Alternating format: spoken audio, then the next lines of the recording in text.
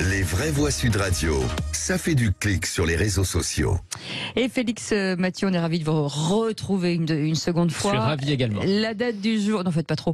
La date du jour, le 8 mars, se hisse en top tendance sur Twitter forcément, mais aussi au menu de l'Assemblée nationale. Adopté à l'unanimité, écrit Pierre-Alexandre Anglade, président de la Commission des Affaires européennes de l'Assemblée nationale. La Commission des Affaires européennes vient de voter le texte que je proposais en faveur de l'inscription du droit à l'avortement dans la Charte des droits fondamentaux de l'Union européenne. Un droit fondamental des femmes, le droit à l'avortement, à ces dernières années, fait l'objet d'attaques particulièrement virulentes, conduisant même à sa remise en cause au sein d'États démocratiques, y compris au sein de l'Union européenne. La montée en puissance de mouvements extrémistes, populistes, ultranationalistes pour certains au sein de différents pays européens a déjà contribué à fragiliser les droits des femmes, en particulier en Pologne et en Hongrie, qui connaît des régressions extrêmement inquiétantes. Pierre-Alexandre Anglade qui ajoute: en nous prononçant pour l'inscription du droit à l'IVG dans la Charte des droits fondamentaux, nous affirmons que les droits des femmes sont l'un des piliers des valeurs européennes. Philippe Bilger, un mot rapidement.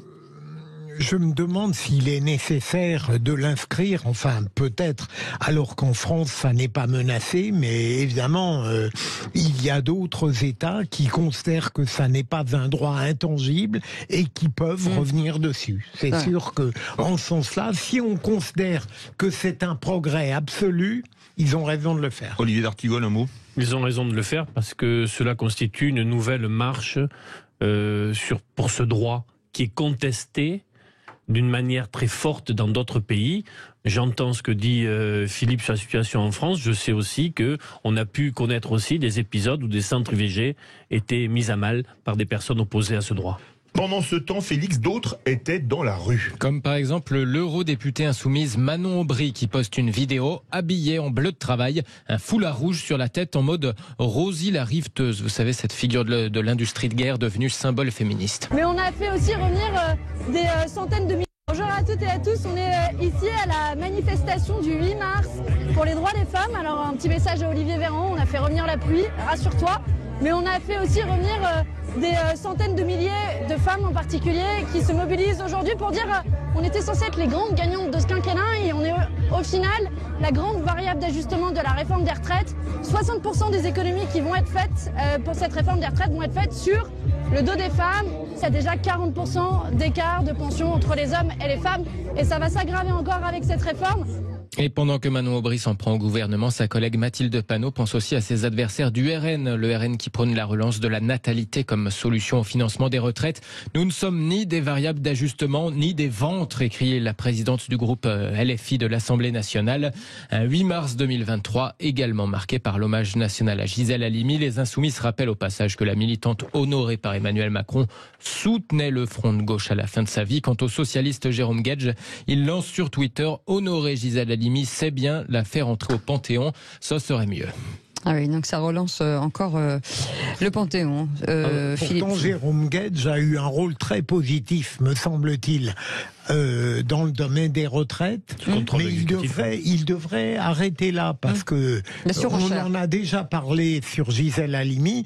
Moi, j'ai pas envie que la France soit à feu et à sang à chaque fois qu'un groupe veut panthéoniser quelqu'un qu'il aime bien.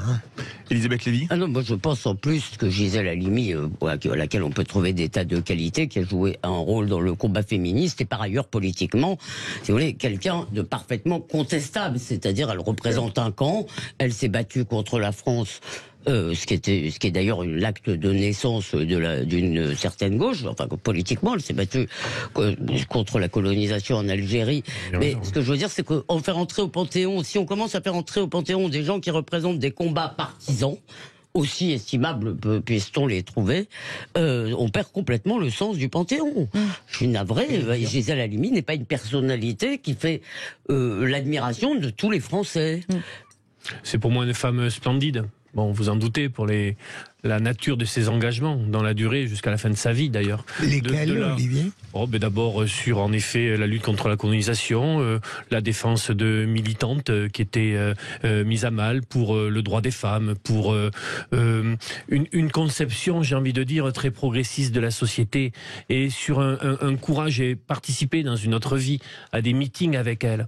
Et j'ai toujours été très marqué, cher Philippe, par sa capacité, malgré les années, malgré les expériences, à garder intacte une capacité d'indignation. Enfin, c'est sûr. À garder intacte une capacité, un feu intérieur. Alors que, au vu de ce qu'a été sa vie, elle aurait pu, à un moment donné, baisser le drapeau. Donc ça m'a beaucoup touché. La question de la panthéonisation est autre chose. Après, je trouve que Emmanuel Macron fait un coup politique. Parce que le timing, là encore, rien n'est... voilà, tout est calculé. Le fait de vouloir prendre la main pour donner un signal à gauche après la journée, bon, j'ai lu avec intérêt la réaction de Serge Alimi, je pense qu'il a eu raison.